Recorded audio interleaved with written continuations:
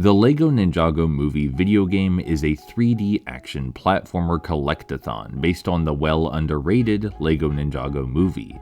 It takes you on our hero Lloyd's journey through explosive set pieces and thrilling linear levels as he learns to forgive his father and find his inner peace. It does a serviceable job retelling some elements of the story, but often forgoes important plot details which will leave folks easily confused. It's not a great adaptation.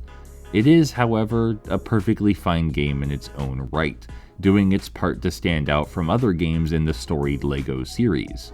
The emphasis this time around is on a fleshed out combat system. You have more moves at your disposal than ever, a variety of enemy types which force you to actually use them, and it all ties into a satisfying combo system with actual purpose. The higher your combo counter, the bigger your stud multiplier, and the more studs you collect, the more goodies you unlock. Doing well in battle has a real purpose. It's rare that LEGO games genuinely incentivize skilled play like this, so it's appreciated. The game also leans heavily into its combat mechanics in general. There are entire arenas dedicated to nothing but smashing hordes of sorrowful plastic goons. Each one has its own unique hazards, dialogue, and dedicated boss designs, which is a lot more than I was expecting. It goes a long way to give the LEGO Ninjago Movie video game its own identity, even if it can be kinda buggy. So that's the action. How's the platforming? Well, it's your standard LEGO fare, constituting mostly of spectacle-driven, linear stages with very, very light puzzle solving. So light that the characters adamantly refuse to let you do anything yourself and inform you of nearly every action you should take. It's gorgeous to look at and fun to laugh along with, but the real feat here is how it all ties together in context. You see, those simple linear stages pull double duty as the free roam stages. While they first appear to be shallow, tightly focused railroads, they reveal themselves to be, in truth, massive hub areas with side quests, races, shortcuts, and dozens of hidden collectibles. Using the same digital real estate for both the open world exploration and the focused story missions like this is hard. I don't want to understate, you have to design the environment for two purposes simultaneously, and that's why it's rarely ever done. But in the LEGO Ninjago Movie video game, it makes the world feel much more cohesive. It was shocking to see even the most straightforward story missions open up into beautiful, expansive environments. It's cool stuff, and these might be my favorite open areas in any LEGO game. The content in said open areas, though, is just so-so. Don't get me wrong, there's plenty of actual exploring to delight one's inner adventurer. On multiple occasions, I'd find myself asking, oh god, how do I even get that gold brick? Then thoughtfully pathfinding my way to the solution. No tricks or cheap gimmicks were involved, just examining the environment, taking in its visual cues, and enacting a plan of action. I love that. Too few games ask the player to genuinely navigate the world around them.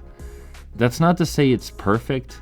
There are still so very many objective markers littering the screen at any given time, and as well made as the locations themselves are, over half the tasks boil down to busy work.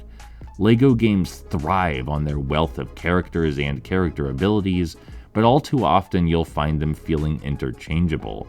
Stand in a designated spot, use a designated ability, and then a collectible pops out. It's dreadfully boring.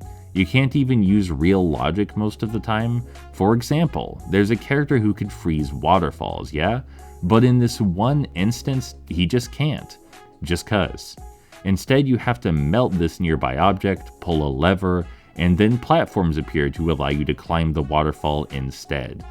Why would anyone design it like that? It violates the game language and feels like a convoluted obligation. The worst offenders are the side quests, which task the player to simply perform the same few chores on loop, with no variation aside from character dialogue. In a nearly 20-hour game, none of your content should feel so soulless. So, what's the verdict? How does the LEGO Ninjago Movie video game fare on the whole? Well, taken as a LEGO game, it's pretty fascinating. The open level design utilizes its space for maximum interactivity and exploration. The combat system, while not exactly remarkable on its own, certainly stands out among the series. And I guess that's it, really. It's not a terrible game. It has varied, vibrant locales, pleasant platforming towers, and wonderfully cheesy humor, but those are just warm sparks amid a dreary sea of mediocrity.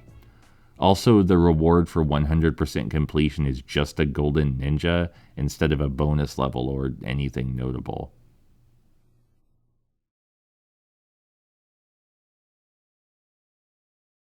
Hey, you made it. Welcome to the end of the video.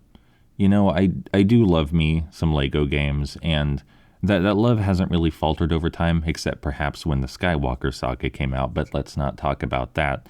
Something I always found interesting about the LEGO series is how they all manage to be so very, very similar, but so very, very distinct, similar to the Muso games, and it's hard to pin any other series of games that's got that going on, really.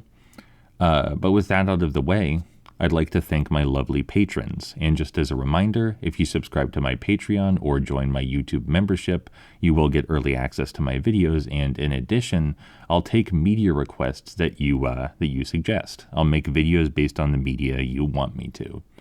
With that out of the way, it's time to thank those aforementioned, patrons.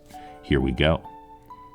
My wonderful supporters are iPompous, Anonymous, Jay, Marth Sinclair, The Roses, Sam Anderson, Some Call Me Anto, Waposa, Mint Horse, Mike Hansen, Kay Storkson, Zuzu, Igor Oliveira, Hawthorne Bunny, and Folly Boyo.